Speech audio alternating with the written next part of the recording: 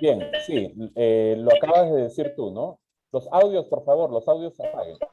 Lo acabas de decir, ¿no? Indudablemente, hay personas que tienen todo un combo, como dices tú, ¿no? Y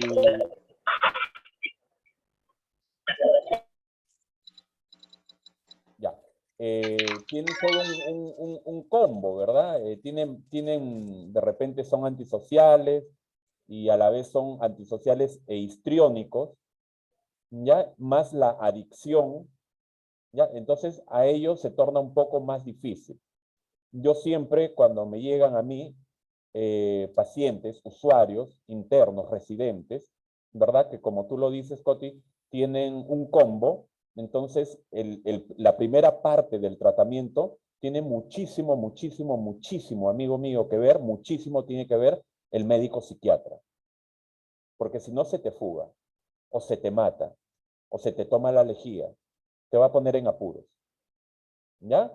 Entonces lo primero es psiquiatría. Ya muchas veces nos estamos, pero quitando los pocos pelos que tenemos, ¿verdad? ¿Por qué? Porque armaron lo que decimos criollamente, armaron una fuga, armaron un batacazo. Y vemos que los que se fueron 7. Y vamos a ver, vamos a estudiar a esos 7, son los que tienen este combo. Lo que acabas de decir tú, criollamente, Coti, tienen todo un combo. ¿Verdad? Tienen varios trastornos de personalidad más la adicción. ¿Ya? Entonces, con ellos, el primer tratamiento, la primera parte del tratamiento tiene que ser la psicofarmacología. Importante. Bien. ¿Alguna otra pregunta, chicos? Gracias. Entonces, Cuánto en tiempo esos es eso? casos, generalmente, ¿cuánto tiempo demora? Sí, claro. Yo lo hago en 90 días. En 90 días. 90 días. 90 días que tiene que estar con Ok. sujeto con un buen medicamento. Y en este caso, cuando hay combos, como tú lo llamas, ¿verdad? Funciona muy bien para estos casos lo que es el haloperidol. ¿Ya? El haloperidol es buenísimo, Ok. ¿verdad? Y hay otras moléculas, ¿no? Que los médicos psiquiatras, ¿verdad? Manejan muy bien. Pero tiene que ser un médico psiquiatra especialista, pues, ¿no? En drogodependencias, en adicción. Bien.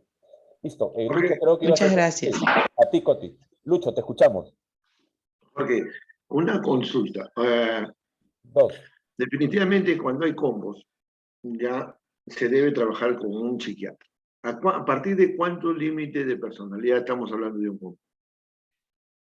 No te entendí la pregunta, Lucho. ¿A partir de cuánto límite de personalidad que tenga el adicto estamos hablando de un combo? No, no, no. Puede ser a partir de 2. A partir de 2, porque es poco usual, casi no se ve de que en baterías o en pruebas psicológicas un usuario te arroje antisocial y narcisista, o antisocial y esquizoide a la vez. O sea, muy poco se ve. De repente de 100 se ven 10, nada más. Ese es Ya. el punto número 1. Pero yo siempre sugiero de que en vez del golpe, ¿verdad? En vez de la matonada, ¿verdad? Que entre a tallar lo que es psiquiatría, ya sea teniendo un combo o no teniendo un combo, teniendo únicamente su adicción, igual, porque tú no sabes, yo no sé, este usuario que recién ha llegado a la comunidad, nosotros no sabemos, porque no somos brujos, no sabemos cómo le va a llegar a él los síndromes de abstinencia, su craving en el día 30, no sabemos cómo. Entonces, ahí hay que ponerle un buen ajuste de moléculas. Y eso no lo vas a poner tú, pues eso lo tiene que poner el psiquiatra. De repente, con tu experiencia que tú tienes, has podido ver, de repente, un usuario llegó, ¿no? Llegó un usuario a la comunidad y de pronto en el quinto día o en el día 8, en el día 10, empezó a convulsionar, epilepsia, ¿no? Empezó. Entonces, ¿qué pasó ahí? Este alcohólico, ¿no? Está con su síndrome de abstinencia. ¿no? ¿Y qué le está dando? Le está dando un delirium tremens. Si es que desde el inicio hubiera pasado por psiquiatría y desde el inicio hubiera empezado a tomar sujetadores, no hubiera estado sufriendo lo que está sufriendo en el día 10, 11, 12. Un delirium tremens.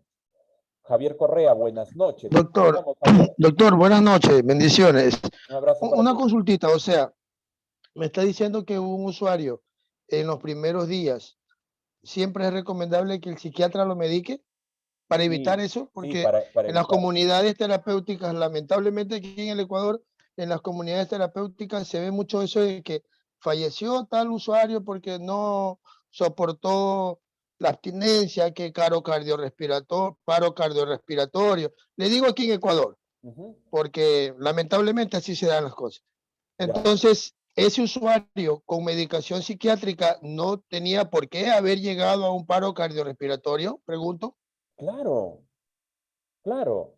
¿Es por qué? Simple y llanamente, ¿por qué? Porque en Ecuador no tienen todavía ustedes la ley, ya una ley. Acá en el Perú es la ley 29765. ¿Y qué me dice en esa ley?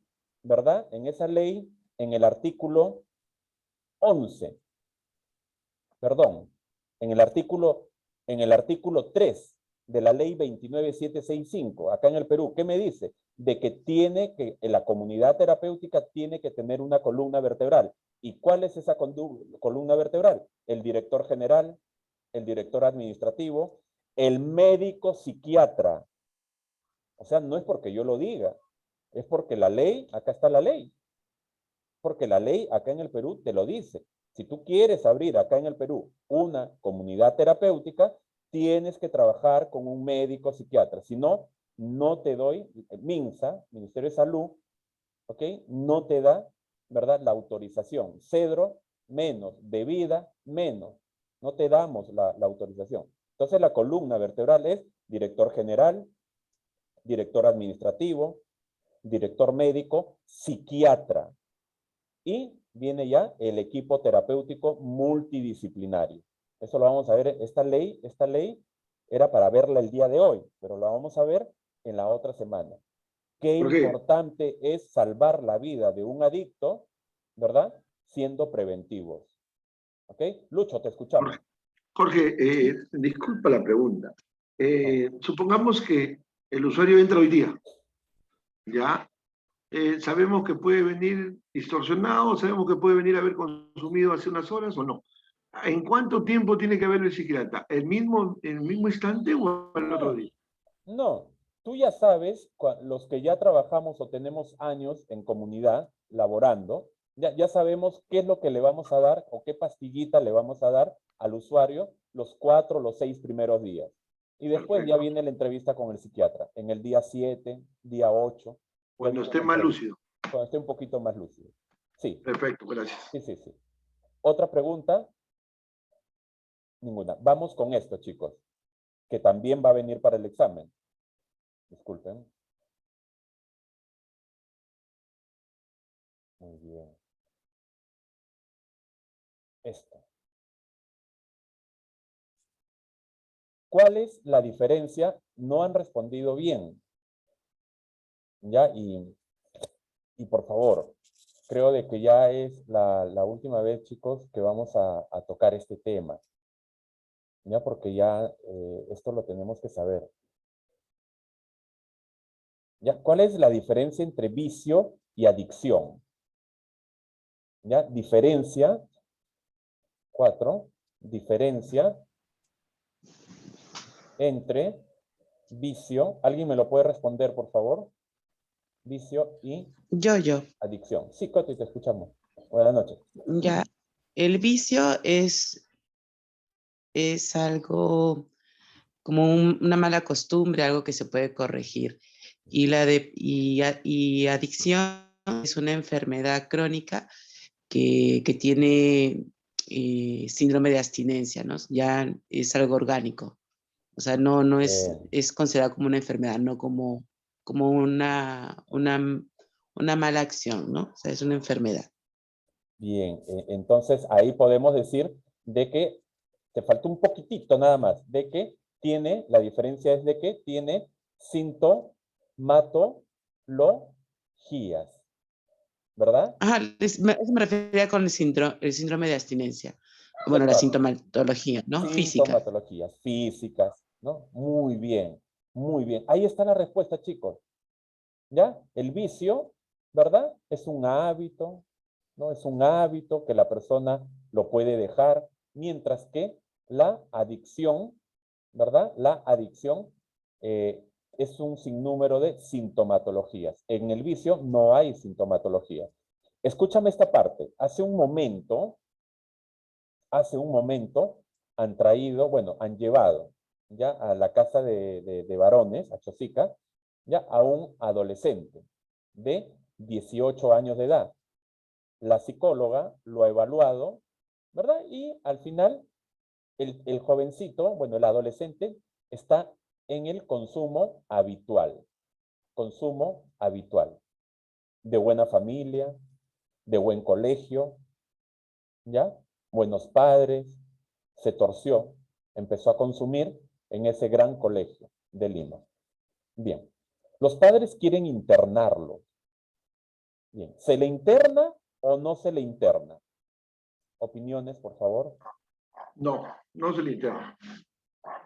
Opiniones con el por qué. No por qué. No se le interna porque todavía Uno está, por no uno, está, uno por uno, uno por uno. no está la enfermedad de la adicción, no tiene síndrome de abstinencia, o sea, todavía está en habitual, que se puede trabajar ahí. No necesita el internamiento para controlar, para trabajar los patrones de conducta, y todo ello, ¿no? O sea, no tiene todavía obsesión, compulsión, síndrome de abstinencia. O sea, todavía está en la última etapa del vicio, que es la habitual, que todavía se puede salvar externamente. Exacto. Alejandro González, te escuchamos. Buenas noches. Sí, te escuchamos, Alejandro. Buenas noches. Tu audio, Alejandro. Como decía el compañero que me antecedió, no, ahí está catalogado, el habitual está catalogado todavía en la tercera etapa de lo que es un vicio, entonces no sería aconsejable todavía el internamiento para una persona así. Y para mí me vale porque yo trabajo más con pacientes ambulatorios en mi oficina. Ajá. Exacto. Yo estoy de acuerdo. Exacto. Doctor, yo quiero opinar. Sí, Giovanni Serrano, buenas noches. Sí, bueno. Buenas noches. Yo parece que el otro día entonces he entendido mal.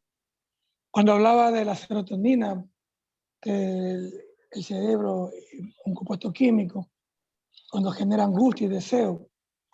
Entonces usted decía que, yo entendí mal, que en la fase experimental y social no emerge compuesto químico. En la parte habitual y dependiente sí, serotonina, y hay una angustia y hay una sintomatología.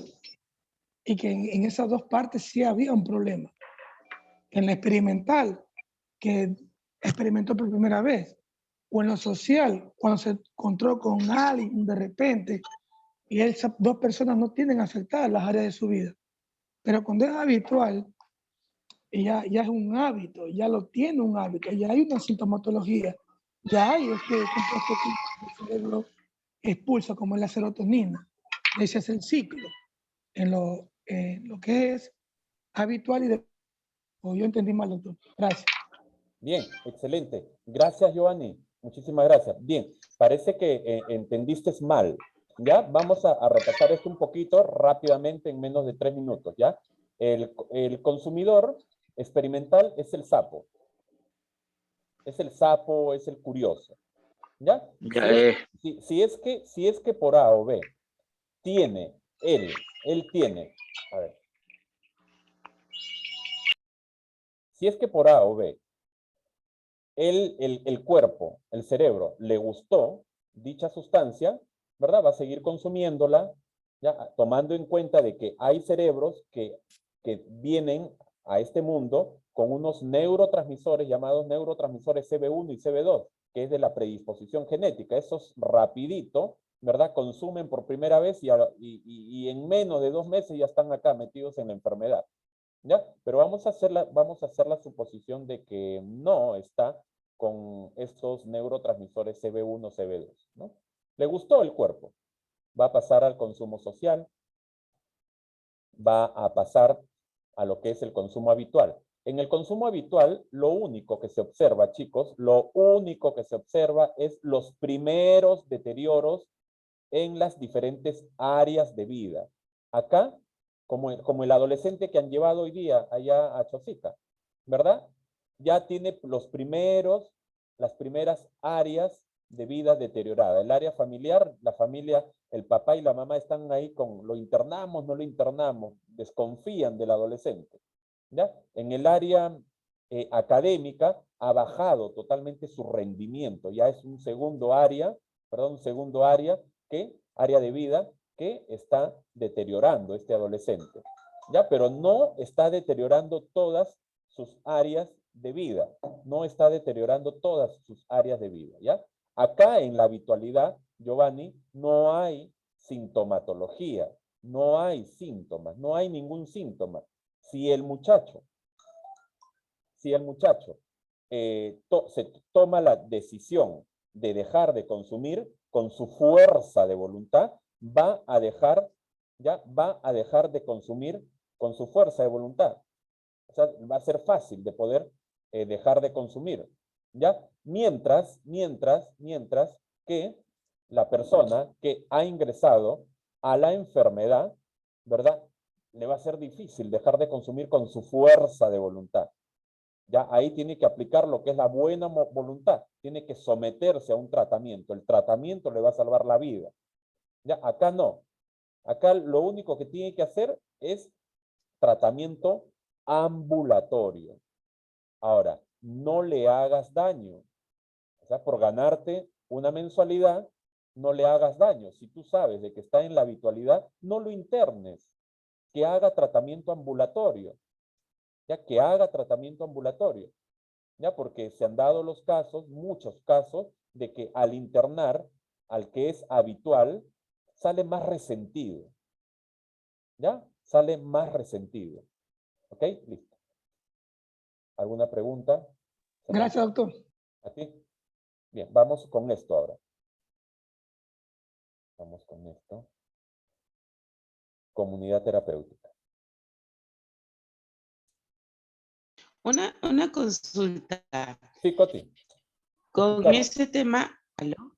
Sí, te escuchamos. Con el tema del resentimiento por internamiento, si se le interna a alguien y sale resentido, va a tomar una rebeldía, ¿no? O sea, es como que uno mismo lo empuja a la acción, ¿no? Si ya lo ha catalogado como tal. ¿Hay una manera de trabajar el perdón o de trabajar, porque a pesar de que de verdad necesitaba ayuda, necesita ayuda, salen resentidos de todas maneras? ¿Hay alguna manera de trabajar el perdón con la familia? ¿Se trabaja interno? ¿Quizás afuera? ¿Cómo se hace eso? Bien, muy buena pregunta. Y eso lo vamos a ver justamente, perdón, discúlpame, Coti, eso lo vamos a ver en el módulo. ¿Sí me escucharon? Sí, nítido, te escuchamos nítido, no te preocupes. Esa pregunta que tú me haces, eso lo vamos a trabajar todos juntos en el módulo de espiritualidad.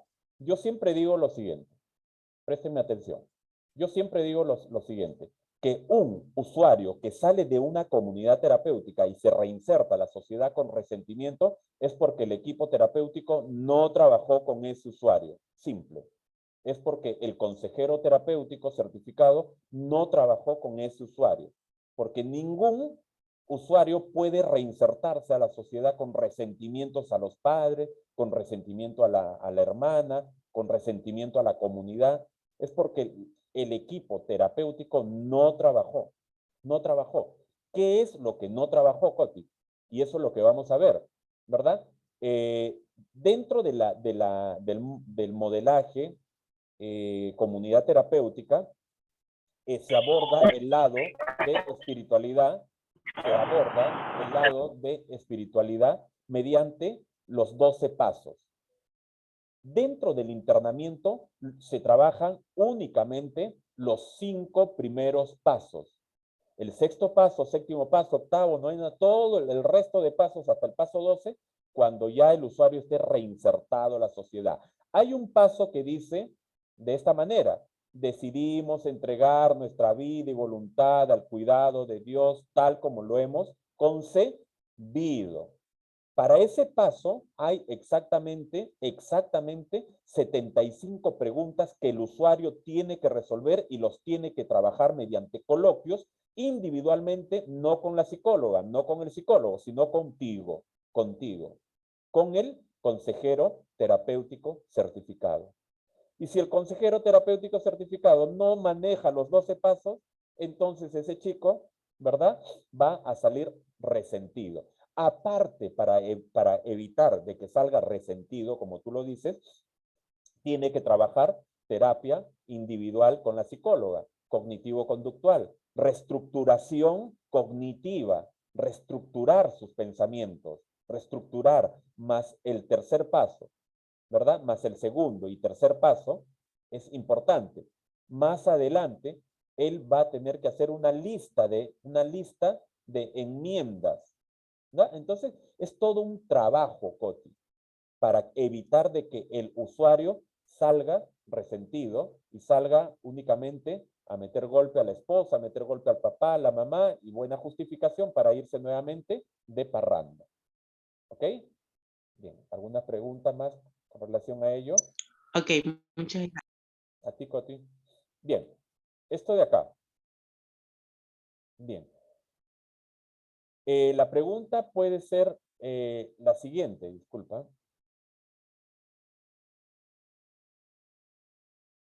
Ya.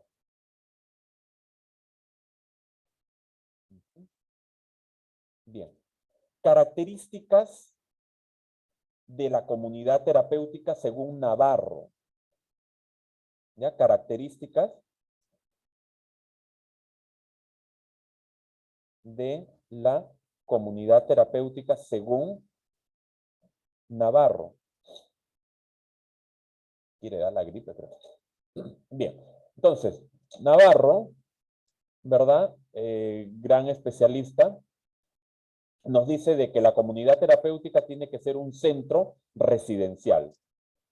¿Ya? Un centro residencial, un lugar donde residan, donde sea una microsociedad, agrega, ¿no? En sus escritos Navarro agrega, ¿no? Yo lo he leído, humildemente lo he leído todito, ¿verdad? Y él agrega, ¿no? De que un centro residencial donde los usuarios creen una microsociedad,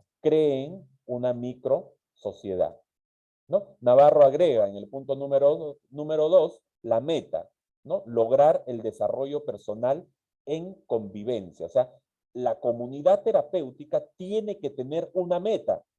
¿Y cuál es su meta final de la comunidad terapéutica según Navarro? Es de que el usuario, ¿ya? El usuario logre su desarrollo personal mediante sus 10 áreas de vida, pero en convivencia. ¿En convivencia con quién? Con sus seres más cercanos. O sea que el usuario aprenda a ser asertivo. El usuario aprenda a ser empático, a ponerse en el lugar de la esposa, a ponerse en el lugar del jefe, de su supervisor. Que no todo va a ser a su manera. Tercero y última característica que acentúa Navarro, ¿no? En el año 97, si no me equivoco, o 97, sí, 97, acá está, 1997, es que fortalecer el carácter mediante la presión del grupo. Entonces, Navarro, ¿qué es lo que dice? Navarro es el que él tiene una filosofía y yo la practico en mis instituciones, de que hay que hacer presión de grupo, de que el grupo tiene que presionar de repente a este usuario que está de repente en la fase de comunidad. Este usuario está en la fase de comunidad y ya está a punto de subir a la fase de operador, ¿no? Entonces, hay que ponerle pruebas. El grupo hay que presionarlo, a ver hasta dónde soporta este usuario. ¿Ya? Entonces, ahí más o menos vamos viendo si el usuario está ya para subir a operador. ¿Ya? Porque más adelante, cuando veamos las fases, ¿ya? De un programa, la estructuración por fases de un programa, nos vamos a dar cuenta ¿qué hacen los operadores? Los operadores tienen una carga única en los hombros con relación al tratamiento, a su propio tratamiento y al tratamiento de los chicos que están atrás de él. Entonces, Navarro dice de que la comunidad terapéutica tiene una característica de fortalecer el carácter, de poner carácter fuerte al usuario. ¿Ya? ¿Mediante qué? La presión del grupo social. ¿Ya? Muy bien. ¿Alguien tiene alguna pregunta sobre este punto, por favor? ¿Preguntas? Doctor, nomás en la segunda, cuando habló sobre la meta, de que la comunidad logre en el usuario que logre un desarrollo personal a través de 10, dijo 10, esa parte, para obtener que él sea receptivo, claro, comprensivo con la familia. Tiene que fortalecer mediante sus 10 áreas de vida, ¿verdad? Bien, listo. Verónica, Yatas, hermana Verónica, buenas noches, la escuchamos.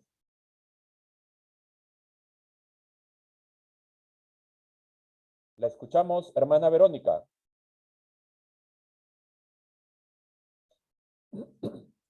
Hermana Verónica está en Chiclayo, Lambayeque, Perú. Es un lugar que está exactamente, para los que son los que están fuera de Perú, es un lugar que está exactamente a casi 13 horas de Lima, Perú. Hermana Verónica, levantó usted la mano. Hermana Verónica tiene una comunidad, ¿verdad? Teo, comunidad terapéutica, muy bonita allá en Chiclayo, Lambayeque, Perú. Bien. Muy bien, no hay más preguntas. Muy bien. Vamos ahora, a ver, espérenme un ratito, chicos. Vamos a eliminar todo esto. Un ratito, chicos. ¿Alguien tiene alguna pregunta? Personalidad, se va. Trastorno de personalidad, se va. Jorge. Sí, te escucho. Buenas noches, soy de México. Jorge. Doctor, pregunta. Rubén, un momentito. El inventario personal no lo... Luis Villar, te escuchamos. Luego, Rubén. Jorge, ¿hay un límite de aforo en una comunidad terapéutica? Claro, sí hay límite. Claro que hay límite. Hay que estar, ser muy cuidadosos con eso. Sí, y la ley... Se cortó, no. Y la ley lo ampara, ¿no? ¿Y cuántos son? Según. Bien. Eso lo vamos Según a ver. el Exacto, según el metraje. Eso lo vamos a ver Ok. exactamente. Espérate un ratito que estoy abriendo un... Ya. Eso lo vamos a ver en el... Adicciones y depresión. Lo vamos a ver la semana que viene, cuando veamos la ley. Ya no te preocupes. Autenticación. Ya, listo, chicos. Vamos con la última pregunta ya para el examen, pasarles el tercer enlace y ya dar el examen. Muy bien. A ver. Acá está. Muy bien. Siempre se habla en adicciones. ¿Ya? En adicciones siempre estamos hablando de los mecanismos de defensa. ¿Ya? Bandura, ya que fue un gran estudioso de la autoestima del adicto, Prochaska, Di Clemente, que lo conocen ustedes, por favor, los audios apaguen, los audios.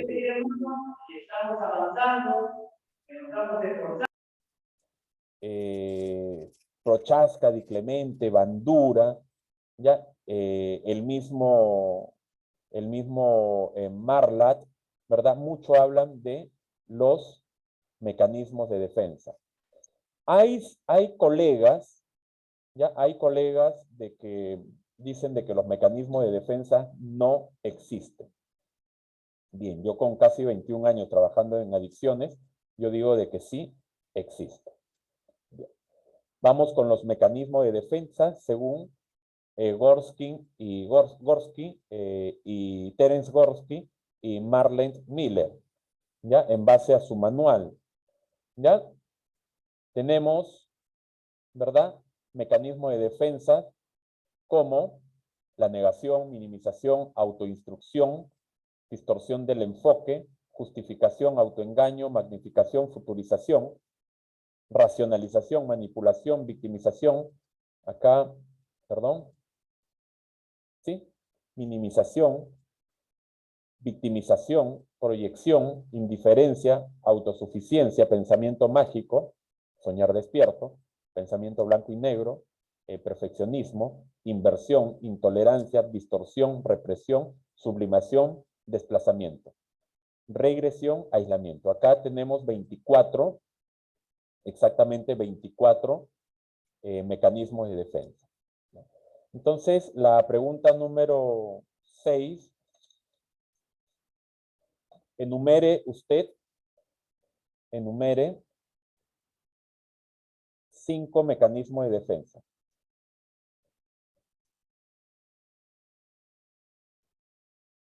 Cinco mecanismos de defensa.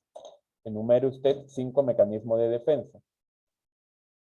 Le voy a preguntar también en qué consiste ya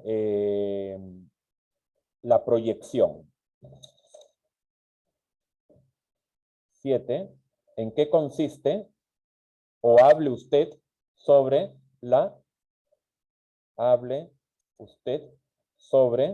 el mecanismo de defensa de la proyección? Proyección. ¿Ya? Bien. Habíamos dicho de que la victimización, ya la sabemos, en qué consiste la victimización, la manipulación, la racionalización, puntualizo bien. Ya puntualizo mejor lo relacionado a la racionalización. La racionalización es cuando la persona, ¿verdad? Racionaliza, pues, ¿no? Ya cuando la persona, ¿verdad? Porque uno, porque dos lo hacen, yo también lo hago. Ese es el común denominador de la racionalización. Si todo el barrio lo hace, yo también lo hago. Ese es el común denominador. El pensamiento blanco y negro, ¿verdad? O es como yo lo dije, o no es. Es blanco o negro. Y esa tendencia hace de que la persona lo lleve al perfeccionismo. Hacerlo como él quiere. Como él quiere. ¿Ok? Y la proyección es cuando la persona empieza a proyectar en otra persona sus propios defectos de carácter. ¿Y cómo nos damos cuenta de que esta persona está proyectando en otra persona sus propios defectos de carácter? Cuando la persona, simple y llanamente, le agarra pero mote a la otra persona, le ve todos los defectos. Y no solamente por un día, sino por semanas. Le ve todos los defectos a la otra persona. ¿Cómo nos damos cuenta? Nos damos cuenta cuando están en el internamiento, en la modalidad comunidad terapéutica o TEO comunidad terapéutica, y están internos, ¿verdad? Y un residente se agarra con otro residente, ¿no? Y le ve todos los defectos. Matiné, vermú y noche se queja de los defectos de ese residente. Entonces, ahí, ¿qué es lo que tenemos que decir? Este usuario está cayendo en proyección. Más adelante vamos a ver qué es lo que podemos hacer, ¿no? ¿Qué es lo que podemos hacer para romper la proyección de este usuario? Bien, hasta ahí. ¿Alguna pregunta, chicos? ¿Una? Profesor, una pregunta. ¿A eso es cuando le Rosita. llaman el espejo? ¿Como un espejo? Exacto.